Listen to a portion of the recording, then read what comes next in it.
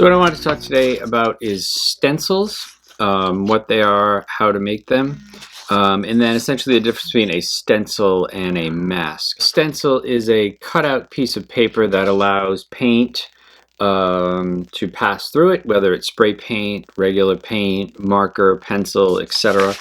That is passed through the area onto your surface. So with this, I have my finished product here, and I have my stencil. So the paint is allowed to pass through the cutout areas onto my surface. In this case, I use spray paint. I use kind of a chrome silver. It's getting that nice reflection. And I layered it multiple times. I spray painted it once. You could see that kind of turquoisey color. And then I moved it slightly to one side to create that kind of little bit of a drop shadow effect there. Here is what's known as a mask. I actually laid some pine needles on there and then spray painted over it so that when the pine needles were removed, the under part of the wood is showing through, so it wasn't spray painted that area. So it masks the area. Think about masking tape. That's the whole point of that. When you tape off an area, you can create lines, you can mask off areas, you can cut shapes and then put them down and mask them. But for this, we're looking at essentially cutting out our shapes.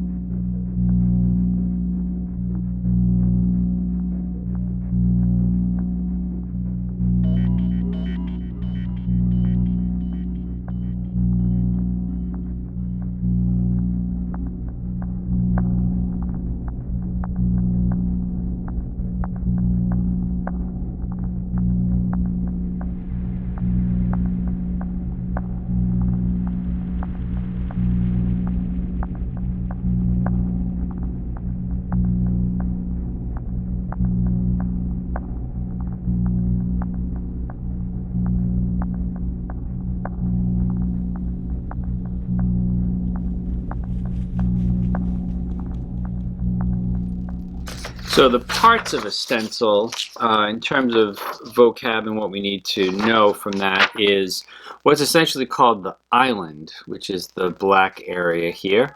And then the next part, the second part, is what's called a bridge, which would be the white area there. So when you have an island, that's where the paint is going to pass through, and essentially the bridge is what keeps it together. So in this image, all of these separate pieces are separate.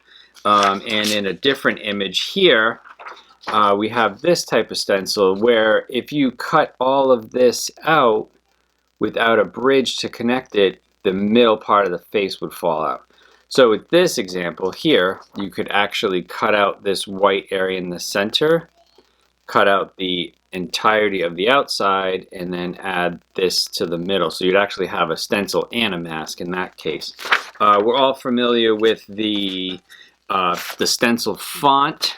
In this case here, you have the island, which is the black, and then the white, and especially in this 0 here, would be your bridge, this line of white here. That would keep the center of the 0 in place. If we didn't have that bridge, our center would just fall out. So we'd have a big hole, essentially a big 0 without the center of the 0. So essentially, stencils are made up of two parts: the island, which is the part that's cut out, and then the bridge, which is what keeps it together. So what happens if you don't have spray paint? Well, if you don't have spray paint, you can do a couple of different things. One, you can use a marker to kind of go over it. As long as you're holding it down, you can kind of fill in the area, go around where you want, kind of press on the edge, kind of overlap between the stencil and where your mask is. You can kind of fill it in that way, so you end up with your image coming through that way. Marker works really well. Also, paint works really well. If you have either a paintbrush or one of these fancy foam things, you can use those.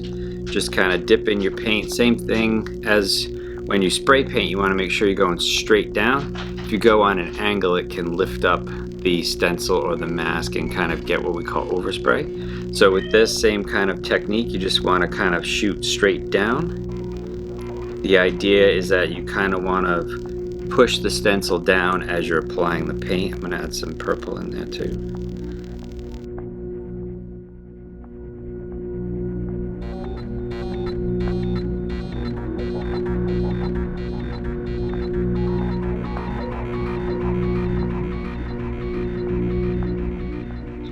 So as you can see, you get pretty good results with that. You might get some bleeding where it lifts up.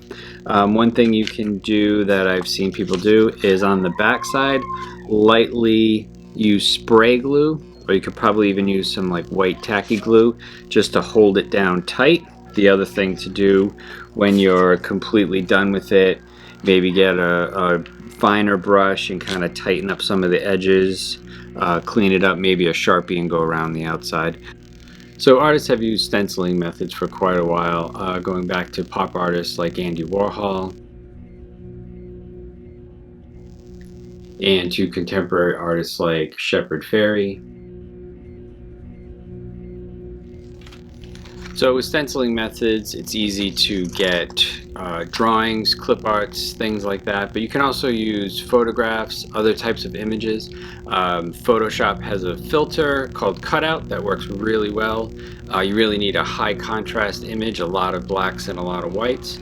That gives you that kind of that high contrast, the kind of black and white effect you want. It also can do layering, so you could actually cut out different layers and create different values, that way also different colors. So not only just doing one flat color, but adding multiple layers to it. There's also Pixlr if you don't have access to Photoshop. Miss Murphy did a tutorial on that, so that might help you out. Also figuring out what's going to work. If you have an image like this where you know you don't have a bridge to this middle part, you're going to lose that center, but how can you kind of bring it back? Well, it would be a mask, so you'd lay it down and then spray paint that secondly. You could also do something cool where you paint the whole background a color, mask off the face, and then paint the hair a different color. So you can have different layers and different colors depending on how you think about it. So knowing the positive and the negative, the positive that the paint's going to go through versus something like a mask where it's going to block off and you're going to paint around it. So just knowing those two differences between a mask and a stencil, and then the parts of the stencils, and you'll do great. And just play around, experiment, and have fun. One thing to keep in mind is cutting. I use this X-Acto knife, which is extremely sharp, to cut this out, and I did have a mat that I cut it on. I'm sure you can use a good pair of scissors, even like a box cutter or a blade, but the one thing to do is to be safe and to watch how you're cutting it. Always cut away from yourself, not towards yourself.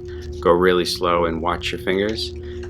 And lastly, I don't know, spray paint. Don't spray paint anything. Don't do anything dumb.